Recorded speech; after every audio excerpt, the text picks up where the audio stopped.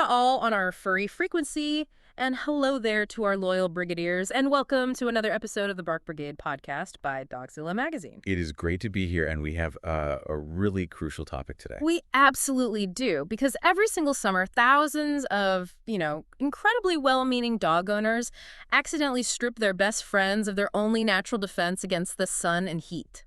Right, and it's all because they basically fundamentally misunderstand this biological marvel sitting right there in their living room. Exactly. So our mission today is to dive deep into a comprehensive article from Dogzilla Magazine titled "The Truth About Shaving a Labrador: What Every Owner Gets Wrong."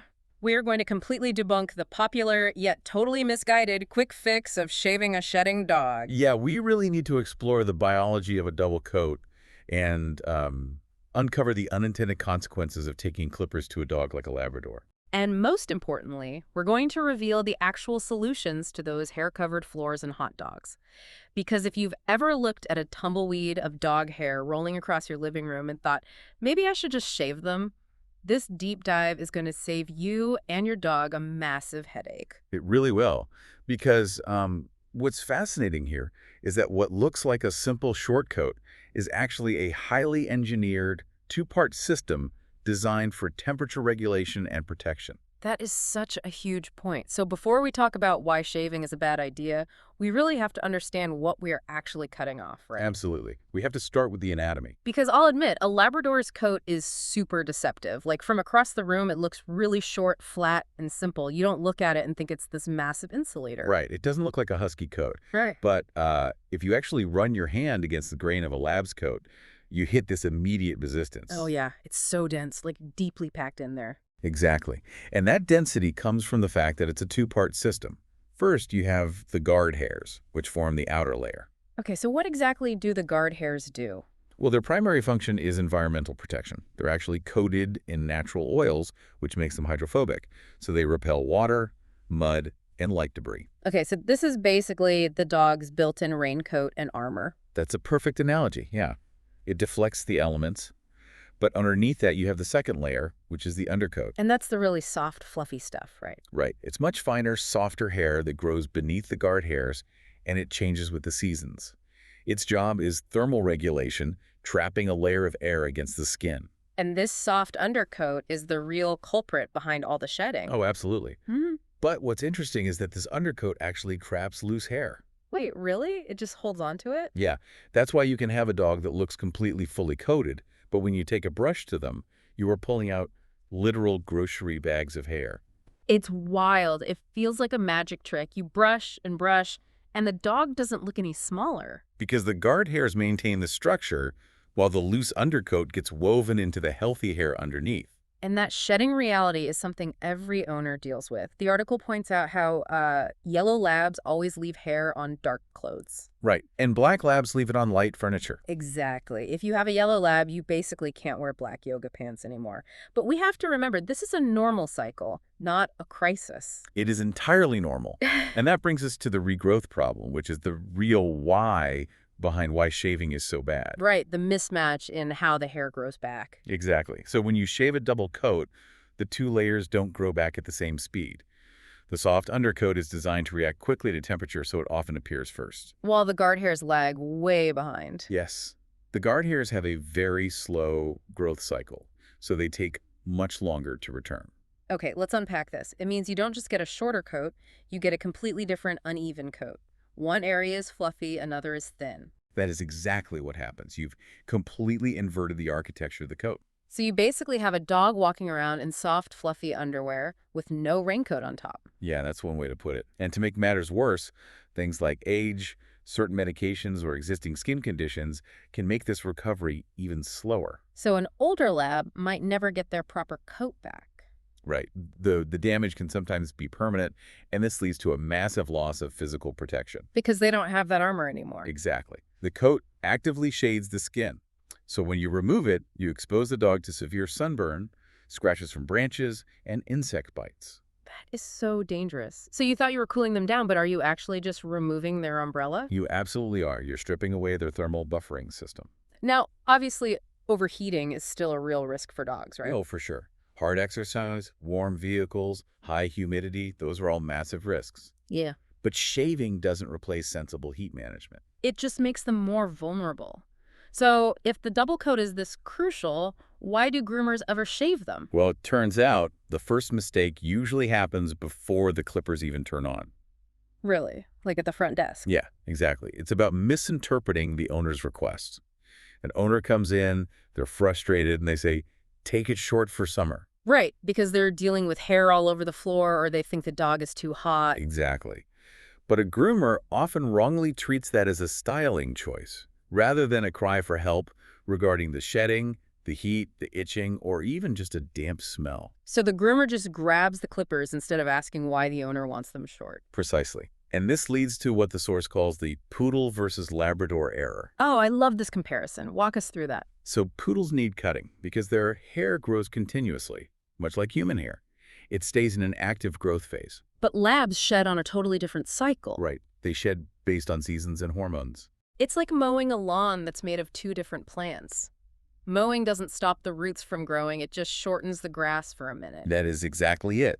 A clipper blade shortens what is seen above the skin, but it doesn't stop the follicles from doing their job. So the shedding cycle just keeps going, which totally shatters that clean house illusion. Oh, the clean house illusion is a massive trap. Right, because people think, I'll shave the dog and my floors will finally be clean. And initially, it might seem better.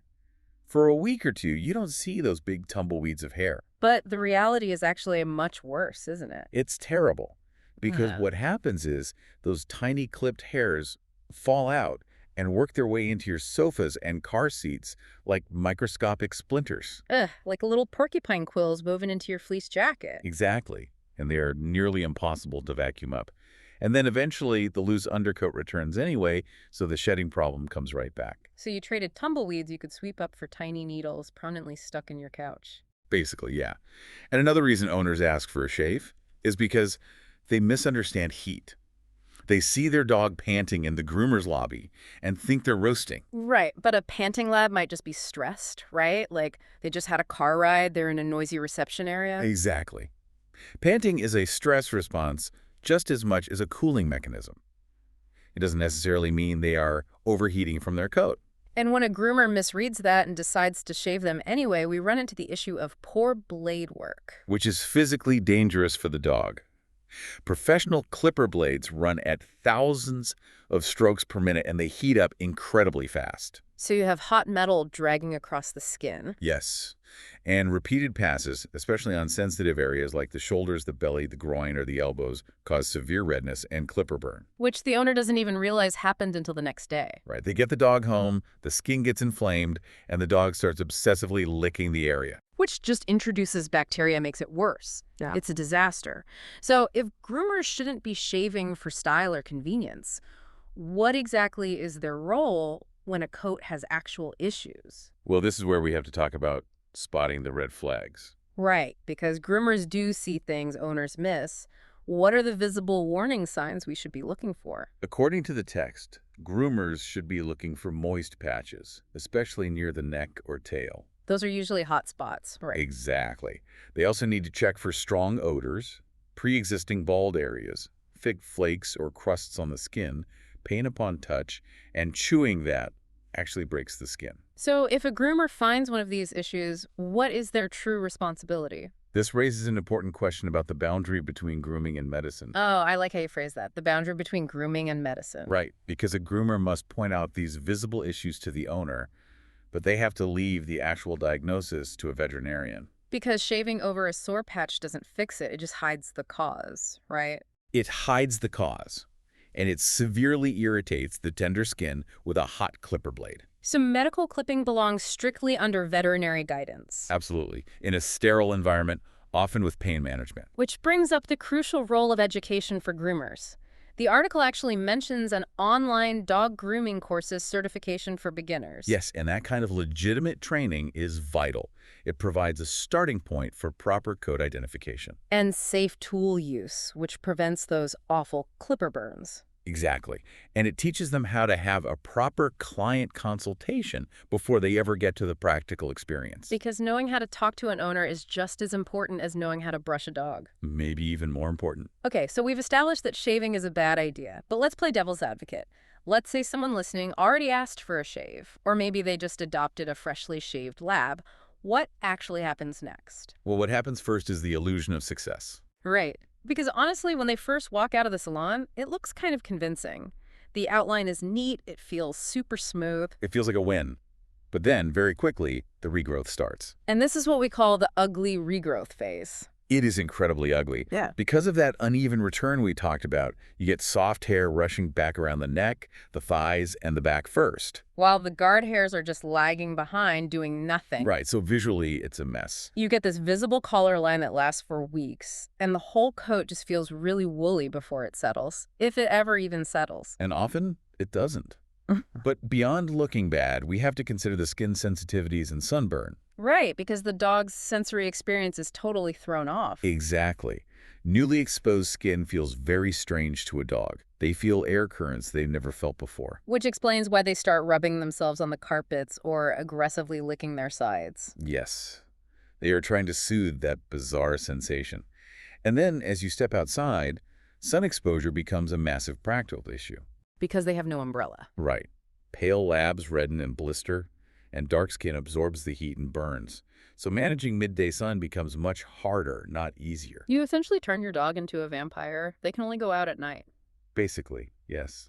And then we hit the ultimate irony. Oh, yes. Here's where it gets really interesting. The shedding does not stop. It does not stop. Hmm. Because the shave did nothing to alter the biological cycle. The follicles just keep on ticking. The shave just added this long, awkward regrowth period without actually solving the original maintenance problem. Which is incredibly frustrating for the owner.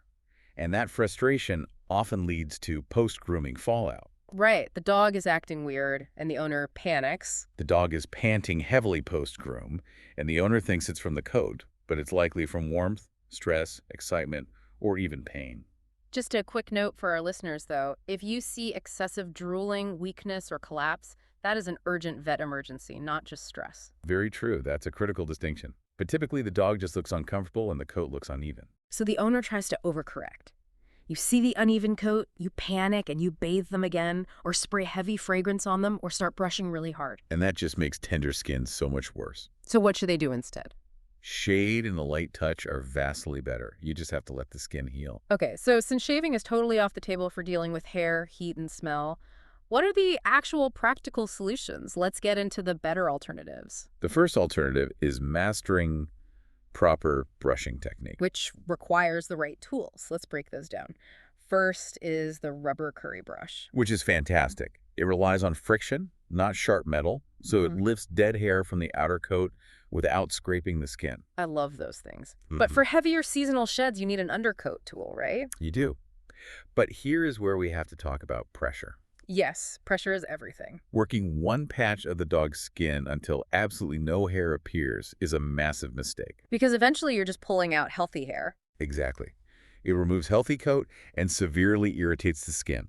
Like we said before, more hair on the floor doesn't necessarily mean better grooming. It just means you're being too aggressive. Okay, so after brushing, we have bathing and the crucial drying phase. Bathing is great because it helps release the trapped undercoat. But the shampoo actually has to reach the skin. Right, you can't just lightly lather the top layer. And then you have to rinse fully out of that dense coat, which takes way longer than people think. It does. But the real failure in home routines is the drying phase. Tell me about it. Towels do basically nothing for a double coat. They only get the surface water. What you actually need is controlled airflow. Like a high-velocity force dryer? Exactly. The airflow separates the coat and blows all that loosened dead hair completely out of the follicle. It's like a snowstorm of dog hair in your bathroom.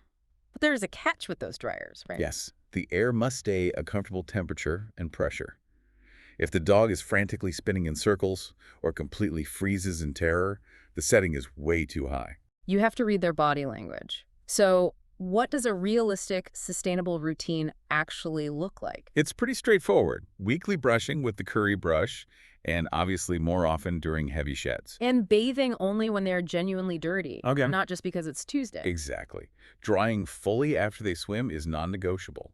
And checking their ears and paws regularly. Okay, that handles the hair. But what about the other reasons people shave their dogs?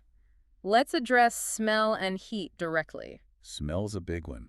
You have to separate a damp dog smell from a medical smell. Right, like a wet towel smell versus a sour, yeasty smell. Exactly. A damp dog just needs better drying and clean bedding. But a sour or yeasty smell? That needs a vet. Not a bottle of fragrant dog cologne. Never the fragrant spray. It just irritates an active infection. Okay, and tackling heat management. Heat management is entirely about managing their environment, not altering their hair. Right, early morning walks before the asphalt gets hot, keeping them in deep shade, giving them plenty of water. And being very aware of humidity. Sticky, saturated air tires a dog out incredibly fast because they can't effectively pant to cool down. I specifically want to bring up the ball-obsessed Labrador from the article here, because this is so common. It's a very dangerous scenario. They will not stop running. Even if they are literally overheating to a dangerous degree, they will keep chasing that ball, so the human holding the ball has to be the one to stop the game. The dog won't self-regulate, so you have to be the adult in the room. Which takes a lot of awareness. And executing all of these alternatives, the brushing, the drying, the heat management, it isn't just about having the right brush. It requires specialized knowledge. Which is exactly why grooming training matters before anyone tries to tackle a double coat. Because knowing when to stop is a huge skill. It might be the hardest grooming skill to master. It isn't just knowing how to shorten hair, it's knowing when shortening is the absolute wrong call. Which requires parting the coat, looking down at the skin, and actually checking what's going on first. Right, you have to act as a diagnostician.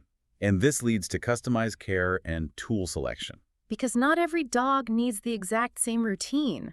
A lab that swims in a muddy lake every weekend needs totally different care than a senior lab that just sleeps indoors all day. Exactly. And the tool selection reflects that.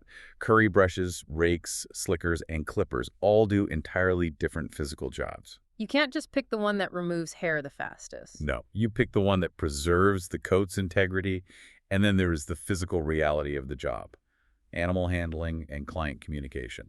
Dog handling is no joke. Just because a lab is friendly doesn't mean they are still. They are 80 pounds of pure muscle that wants to run on you. Exactly.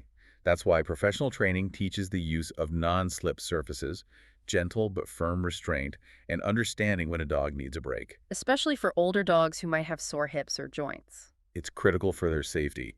And then there's the client conversation, which we touched on earlier. Right, when the frustrated owner comes in demanding a shave. If a groomer just gives a blunt refusal, like, no, I won't do it, that sounds completely unhelpful and arrogant. And the owner will just go to someone else who will shave the dog. Right. So a properly trained groomer de-escalates, explains what the coat is actually doing, and then offers a full de-shedding treatment instead. They offer a biological solution. And the final piece of that professional puzzle is the power of record keeping. I think this is so important. It's the foundation of preventative care. You need detailed notes on the skin condition, how well the dog tolerated the high-velocity dryer, and things like that. And photos. Taking photos to document pre-existing bald patches or strange moles. Yes. Ensuring a safe medical history is maintained over the dog's life, rather than just relying on guesswork from visit to visit. It really separates a professional from an amateur. So, to bring this all together for our final synthesis, we've covered a massive amount of ground today. We have. And if we look at the FAQ and the final thoughts from the article, the consensus is clear. The coat protects the skin. Shedding has its own natural necessary cycle, and clipping violently disrupts it. It causes far more problems than it solves. Exactly. Brushing, bathing, and proper drying are the kinder, slower, and actually effective answers to getting a cleaner floor. While preserving the dog's health. Right. Medical exceptions, directed by a vet, are the absolute only valid reason for a shave. It really makes you think about how we interact with our pet's biology, which leaves me with a final provocative thought for you listening right now. If our well-intentioned intervention in a completely natural cycle, like a dog's seasonal shedding, actually causes more biological chaos than it solves, what other quick convenience fixes in pet care might we be doing that are actually working against our dog's natural biology? That is a profound question, and one every owner should really ponder. Thank you for listening, dear Brigadiers. And if you have any questions, visit the source article on Dogazilla magazine at dogazilla.com. That was all for this episode, and until the next time, bye to all listeners of the Bark Brigade podcast.